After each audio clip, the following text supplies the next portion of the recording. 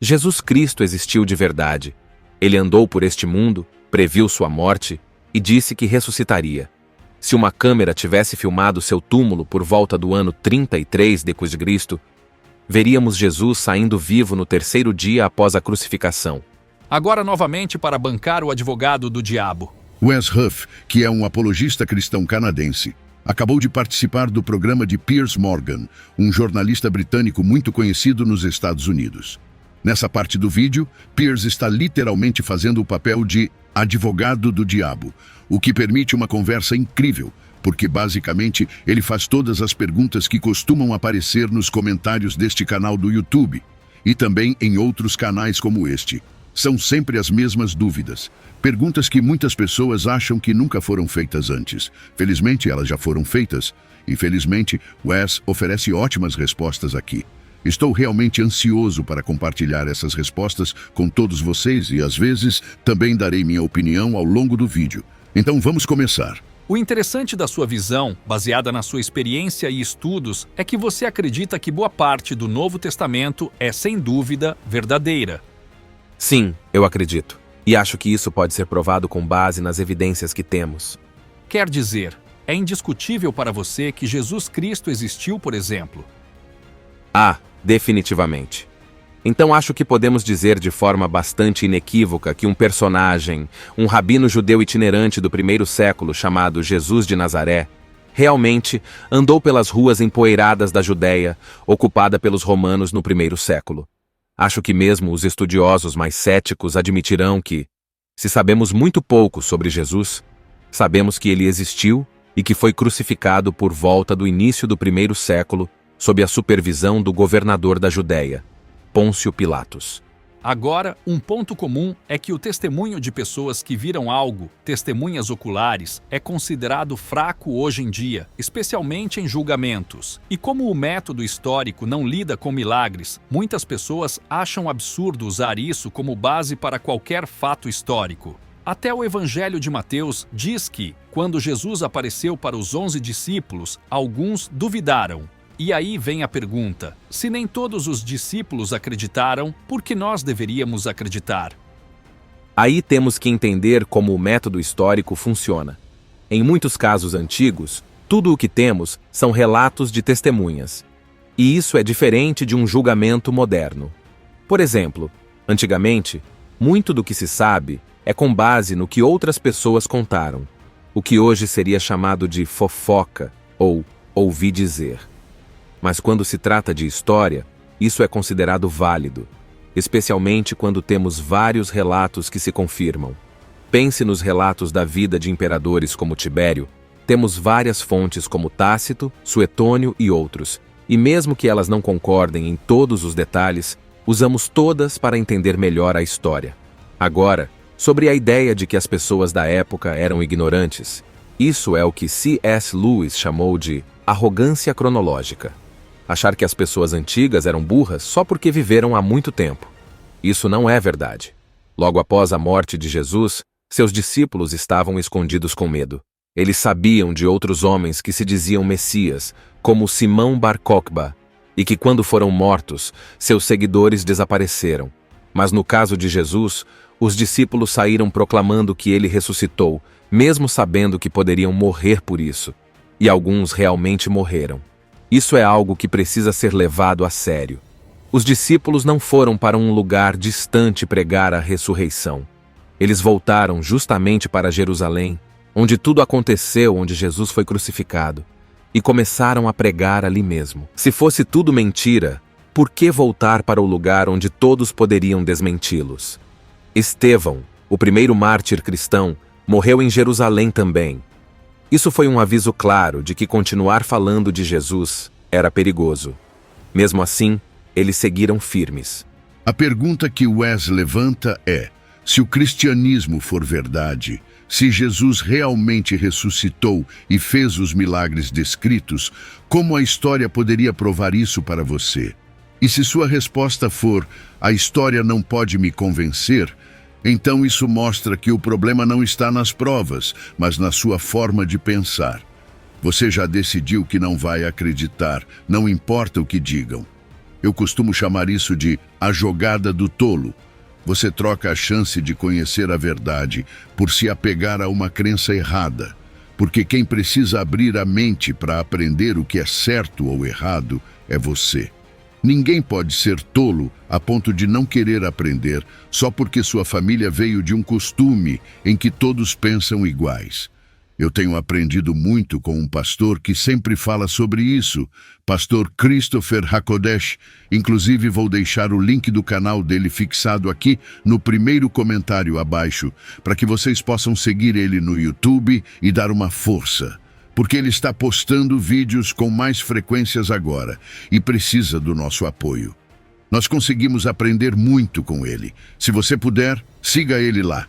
Agora, continuando. O que você diz quando as pessoas dizem, bem, veja, há partes do Novo Testamento que aludem a Jesus sendo o Filho de Deus, e depois há partes onde ele parece ser o próprio Deus. Como você responde a esse argumento de que há inconsistência aí? Então, Filho de Deus é um título que não serve para diferenciar Jesus de Deus.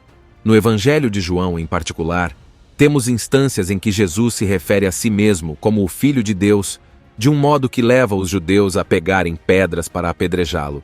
E quando ele diz, por quais boas obras vocês vão me apedrejar?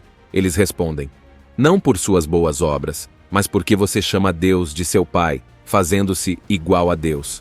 E você sabe, Jesus então não diz, oh não, vocês me entenderam mal. Meus amigos muçulmanos gostam de apontar que há múltiplos filhos de Deus ao longo da Bíblia. Davi foi referido como filho de Deus. Mas o que é único é que, apesar de haver às vezes, meus amigos muçulmanos gostam de dizer filhos pela boca, apesar dessa realidade, Jesus não está reivindicando ser um filho de Deus. Ele está reivindicando ser o filho de Deus de uma maneira única que não apenas o coloca em pé de igualdade com o Pai, mas nesse contexto monoteísta do judaísmo antigo, atribui a si mesmo honras, atributos, nomes e feitos que apenas o próprio Deus tem o direito de possuir. E assim, os judeus ao longo do Novo Testamento, ao longo do ministério de Jesus e de suas atividades, não ficam confusos com o que ele diz. Você sabe, quando ele, no início do Evangelho de Marcos, perdoa os pecados de uma pessoa, a reação deles é, quem pode perdoar pecados senão Deus? E eles estão exatamente certos. Somente Deus pode perdoar nossos pecados. E então Jesus, em sua resposta, está dizendo, estou fazendo isso para que vocês saibam que o Filho do Homem pode perdoar pecados. Isso não é uma correção, é uma reinterpretação dizendo, sim, vocês estão certos, somente Deus pode perdoar pecados. É isso que estou fazendo. O que isso faz de mim? O título que Jesus mais gostava de usar para si mesmo, na verdade, era Filho do Homem, e não Filho de Deus. Isso pode parecer estranho à primeira vista. Afinal, ele está dizendo que é apenas um filho do homem, um simples ser humano? Não tão rápido. Esse título tem origem em Daniel capítulo 7. E como Wes destaca, todo o público da época entenderia claramente o peso dessa expressão quando Jesus a usava. O texto diz, eu vi nas visões da noite, e eis que com as nuvens do céu vinha alguém como o Filho do Homem. Ele se aproximou do ancião de dias e foi apresentado diante dele. E a esse Filho do Homem foi concedido domínio, glória e um reino, para que todos os povos, nações e línguas o servissem. Seu domínio é eterno, não terá fim, e seu reino jamais será destruído. Agora dá para imaginar por que as pessoas ficaram tão escandalizadas quando Jesus afirmou ser esse Filho do Homem que está à direita do ancião de dias. Aquele que Deus colocou diante de toda a humanidade. É uma declaração extremamente ousada. E claro, não é difícil entender por que isso levou aos acontecimentos que se seguiram. Vamos continuar. O comediante Ricky Gervais, um ateu conhecido, costuma dizer que existem cerca de 3.000 deuses nas religiões. Ele pergunta, como saber que o seu é o verdadeiro e os outros são falsos? Ele acha que, como não podem estar todos certos, então nenhum está certo. Mas isso é uma comparação boba. Ter várias opções não significa que nenhuma é verdadeira. Imagine um julgamento. Se um homem for acusado de um crime e disser, vocês acham que fui eu? Tem 3 milhões de pessoas nessa cidade. Por que eu? Isso não seria um bom argumento. O juiz não aceitaria isso. Da mesma forma, não escolhemos Deus ao acaso. Acreditamos que o Deus da Bíblia é o verdadeiro Deus por causa de evidências, como o ajuste fino do universo, a existência da moral, o sentido da vida e o fato de termos valor como seres humanos. Não escolhemos Yahvé ao invés de Zeus, Thor ou Buda por sorte ou tradição, mas porque as evidências apontam para ele como sendo o único que responde às grandes perguntas da vida. Por isso tentaram silenciá-lo com a cruz, mas mal sabiam eles que estavam cumprindo as Escrituras ao fazer isso. Agora, me emociona profundamente pensar no testemunho dos discípulos. Esses homens que um dia fugiram com medo se tornaram as colunas da igreja. Algo extraordinário aconteceu para que homens comuns enfrentassem prisões, torturas e mortes com tamanha convicção. O que eles viram? O que ouviram? A resposta é clara. Eles viram o Cristo ressurreto, o próprio Filho do Homem glorificado, vitorioso sobre a morte, caminhando entre eles. E nós hoje temos acesso ao mesmo Cristo por meio do Espírito Santo. Não é apenas um debate intelectual, é um chamado à entrega, à fé viva, à transformação radical. Piers Morgan, nesse debate, faz o papel do advogado do diabo. E isso é valioso. Por quê? Porque ele representa as perguntas que muitos têm, inclusive dentro das igrejas.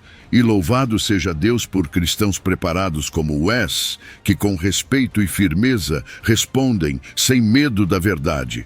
O cristianismo não foge das perguntas, ele floresce nelas, porque a verdade não teme investigação e Cristo é a verdade encarnada.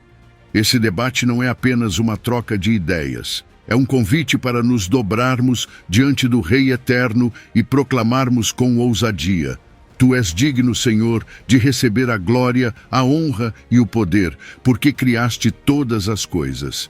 Não ouça esse vídeo apenas com a mente. Ouça com o Espírito. Deixe que a verdade aqueça o seu coração e reacenda sua paixão por Jesus, porque Ele está vivo e ainda hoje transforma vidas.